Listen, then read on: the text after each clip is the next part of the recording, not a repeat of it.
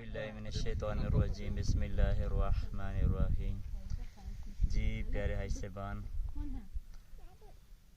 جس مقام جس جگہ پر ہم آئے ہوئے ہیں، یہ ہمارا یہ ٹور جو سلیم عمران حج سروس والوں کی طرف سے ہم آئے ہیں، یہ وہ مقام ہے، یہ وہ جگہ جہاں پر میرے حبیب صلی اللہ علیہ وآلہ وسلم نے اپنا بچپن گزارا تھا، جہاں پر عرب کے رواج کے مطابق عرب میں یہ رواج تھا کہ جو بھی بچے پیدا ہوتے ان کو دائیاں لے کے جاتی تھیں، وہ دودھ پلاتی تھیں، دودھ پلانے کے بدلے میں انہیں اجرت دی جاتی تھی، ان کو پیسہ دیا جاتا تھا۔ جیسے پیارے حبیب صلی اللہ علیہ وسلم کی ولادت ہوئی، ولادت بعد سعادت کے موقع پر مکہ المکرمہ میں بہت سارے اللہ تبارک و تعالیٰ نے سب کو بیٹے عطا کیے آپ صلی اللہ علیہ وسلم کی برکت سے۔ اسی طیف، اسی بنی سعد سے جو قبیلہ تھا اماں حلیمہ سعدیہ کا، یہیں سے تمام دائیاں گئیں اور مکہ میں جا کر اپنے اپنے حصے کے بچے اٹھا کے لیں۔ سبھی دائیاں حضرت عبد المطلب پیارے حبیب صلی اللہ علیہ وآلہ وسلم کے دادا جان کے پاس گئیں۔ جیسے سنتی کہ یہ بچہ یتیم ہے، لاوارث، اس کا والد نہیں ہے، تو وہ آپ صلی اللہ علیہ وسلم کو چھوڑ کر چلی آتی۔ اس کے بعد جیسے ہی اماں حلیمہ سعدیہ پہنچی مکہ شہر میں، تو یہ ان کی جو سواری تھی وہ کمزور تھی، چلنے میں مشکل آ رہی تھی ان کی سواری کو۔ بعض روایت میں تھی کہ ان کی ایک اونٹنی تھی، اور بعض روایت میں یہ ہے کہ ان کے پاس کھچر تھا، واللہ عالم، لیکن ان کی جو سواری تھی وہ بہت کمزور تھی۔ سب دائیاں بچے لے کر واپس آ رہی تھی، یہ اس وقت پہنچ رہی تھی مکہ شہر میں۔ جیسے پہنچی تو حضرت عبد المطلب رضی اللہ عنہ کے پاس پہنچے، آپ صلی اللہ علیہ وسلم کے دادا جان کے پاس۔ جب وہاں گئیں تو ان کے ساتھ پاس پہنچی تو دیکھا تو آپ صلی اللہ علیہ وسلم نے، آپ رضی اللہ عنہ کے والد تھے، آپ صلی اللہ علیہ وسلم کے دادا جان نے کہا، حلیمہ میرے پاس بیٹا ہے لیکن اس کے والد فوت ہو گئے ہیں، لیکن انہوں نے اپنے گھر شور سے پوچھا، جو ان کا نام تھا عبداللہ، ان سے پوچھا کہ ہمارے پاس اور تو کوئی بچہ نہیں ہے، پھر یہی لے کے جائیں گے، کیونکہ جو یہاں سے دائیاں بچے لے کے گئے وہ کہیں گے حلیمہ تو واپس خالی ہاتھ آ گئی ہے، کیوں نہ اس یتیم بچے کو ہی لے کے جاتے ہیں۔ تو وہ پیارے حبیب صلی اللہ علیہ وسلم کے پاس جب پہنچی، چہرہ انور کی زیارت کی تو حیران رہ گئی۔ آپ صلی اللہ علیہ وسلم کے چہرہ مبارک سے نور برس رہا تھا، اور جیسے ہی آپ صلی اللہ علیہ وسلم اس پر آرام فرما رہے تھے، تو جیسے انہوں نے آپ صلی اللہ علیہ وسلم کی چھاتی کے اوپر ہاتھ رکھا اماں سعدیہ حلیمہ نے، تو آپ صلی اللہ علیہ وسلم نے اپنی آنکھ مبارک کھولی، تو اماں سعدیہ حلیمہ جیسے آپ صلی اللہ علیہ وسلم کو لے کر آئیں، اپنی سواری پر بیٹھی، تو جو سواری اس وقت بیمار تھی، کمزور تھی، چلنے کے قابل نہیں تھی، وہ اتنی تیز چلی کہ راستے میں جو جا رہی تھی دائیاں، ان کو بھی جا کر کراس کر لیا، ان کو بھی پکڑ لیا۔ جیسے ہی دائیوں نے دیکھا کہ کہا، حلیمہ خیرت، یا تو سواری تبدیل کر لی ہے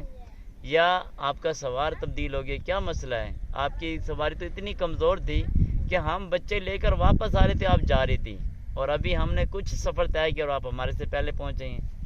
ایسی کون سی سواری لے لیے، کوئی تبدیل کر لیے کیا، بچہ کون سا لیا ہے؟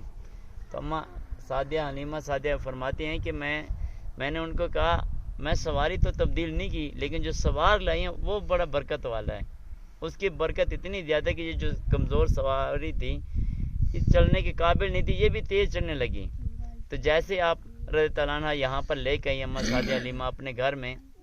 فرماتی ہیں کہ میرے پاس جو بکریاں تھیں وہ بہت کمزور تھیں، دودھ نہیں دیتی تھی، تھوڑا بہت دودھ دیتی تھی، نہ ہونے کے برابر دودھ تھا۔ جیسے آپ صلی اللہ علیہ وسلم کو گھر مبارک میں لے کے آئی، تو وہی بکریاں جن کا دودھ بہت کم تھا، انہی بکریوں نے میرے گھر کے جتنے بھی برتن تھے سب کو دودھ سے بھر دیا، آپ صلی اللہ علیہ وسلم کی برکت کے صدقے۔ اور اماں حلیمہ سعدیہ کہتی ہیں کہ جیسے جیسے یہ دن گزرتے گئے، قبیلے کے تمام لوگوں کو پتہ چل گیا کہ اماں حلیمہ سعدیہ کے پاس جو بچہ ہے وہ اتنی برکت والا ہے کہ اس کی برکت سے اماں حلیمہ سعدیہ کی جتنے بھی وہ پیسے کمی پیشی تھی، غربت تھی، وہ بھی دور ہو رہی ہے، اور ان کی بکریاں جو کمزور تھی وہ بھی دبی پتلی ہو رہی ہیں، موٹی تازی ہو رہی ہیں ان میں۔ اور ایک اور روایت میں ہے کہ اماں حلیمہ سعدیہ کے پاس دو بچے تھے جب آپ صلی اللہ علیہ وسلم کو لے گئے، ایک آپ صلی اللہ علیہ وسلم، ایک اور بچہ تھا، تو آپ دودھ پلانے لگی، جس حصے سے وہ بچہ دودھ پیتا تھا آپ صلی اللہ علیہ وسلم اس حصے سے دودھ نہیں پیا، آپ صلی اللہ علیہ وسلم نے دائیں طرف سے دودھ پیا، اور جو دوسرا بچہ تھا وہ بائیں طرف سے دودھ پیتا تھا۔ کبھی بھی آپ صلی اللہ علیہ وسلم کو زیادہ بھوک ہوتی کچھ بھی ہوتا تو اماں حلیمہ سعدیہ دوسری سائڈ پہ لگتے، آپ صلی اللہ علیہ وسلم نے کبھی دودھ نہیں پیا۔ تو یہ آپ صلی اللہ علیہ وسلم اماں حلیمہ سعدیہ کے بعد 2 سال تک رہے۔ 2 سال کے بعد